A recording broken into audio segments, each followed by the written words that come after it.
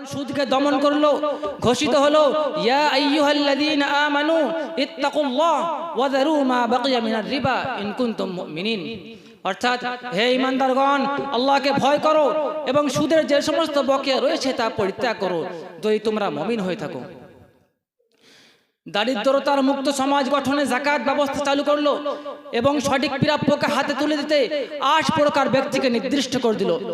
পুঁজিবাদকে প্রশ্রয় না দিয়ে ঘোষণা করলো কাইলা ইয়াকুনা দুলাতাম বাইনাল আগনিয়াই মিনকুম। অর্থাৎ ধনেশ্বর্য কেবল তোমাদের বিত্তশালীদের মধ্যেই পুঞ্জীভূত না হয়।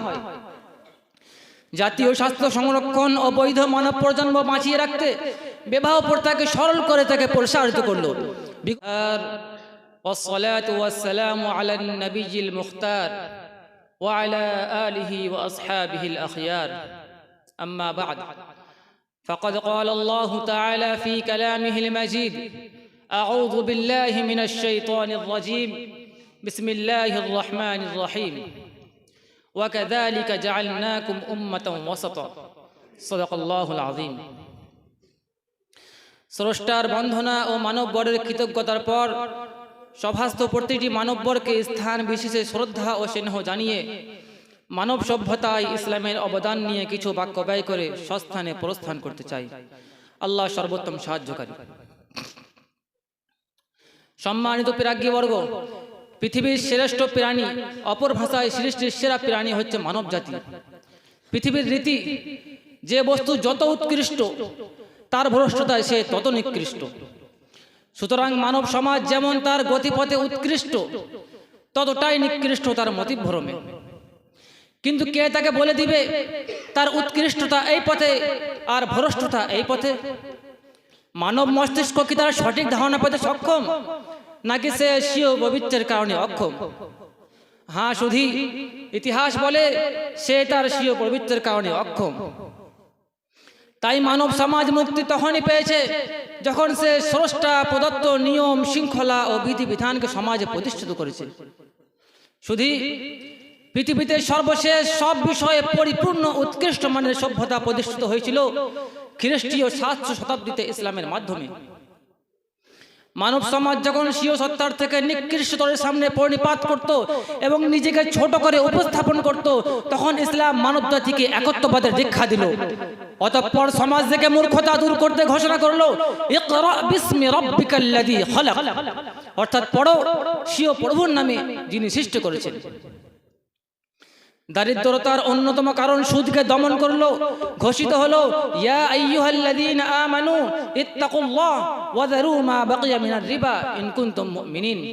অর্থাৎ হে ঈমানদারগণ, আল্লাহকে ভয় করো এবং সুদের যে সমস্ত বকেয়া রয়েছে তা পরিত্যাগ করো যদি তোমরা মুমিন হয়ে থাকো। দারিদ্রতার মুক্ত সমাজ গঠনে যাকাত ব্যবস্থা চালু করলো এবং সঠিক প্রাপ্যকে হাতে তুলে দিতে 8 প্রকার ব্যক্তিকে নির্দিষ্ট করে দিল। পুঁজিবাদকে প্রশ্রয় না দিয়ে ঘোষণা করলো কাইলা ইয়াকুনা দুলাতাম বাইনাল আগনিয়াই মিনকুম। অর্থাৎ ধনেশ্বর্য কেবল তোমাদের বিত্তশালীদের মধ্যেই পুঞ্জীভূত না হয়। জাতীয় স্বাস্থ্য সংরক্ষণ ও বৈধ মানব প্রজন্ম বাঁচিয়ে রাখতে বিবাহ প্রথাকে সরল করে তাকে প্রসারিত করলো। বিকশিত হলো আন-নিকাহু মিন সুন্নতি ফামান লাম ইয়ামাল বিসুন্নতি ফালাইসা মিন্নি। অর্থাৎ বিবাহ আমার সুন্নাত, যে ব্যক্তি আমার সুন্নাতের উপর আমল করবে না সে আমার মধ্য থেকে নয়। অপরদিকে সমাজ ধ্বংসকারী ব্যভিচারের মতো কুপ্রবৃত্তিকে যেমন নিষেধ করে ঘোষণা করলো ওয়ালা তাকরাবুজ জিনা ইন্নাহু কানা ফাহিশা, তেমনি তাকে পুঙ্খানুপুঙ্খভাবে বন্ধ করতে ঘোষণা করলো আয-যানিয়াতু ওয়াজ-যানি ফাজলিদু কুল্লা ওয়াহিদিন মিনহুমা মিআতা জালদা।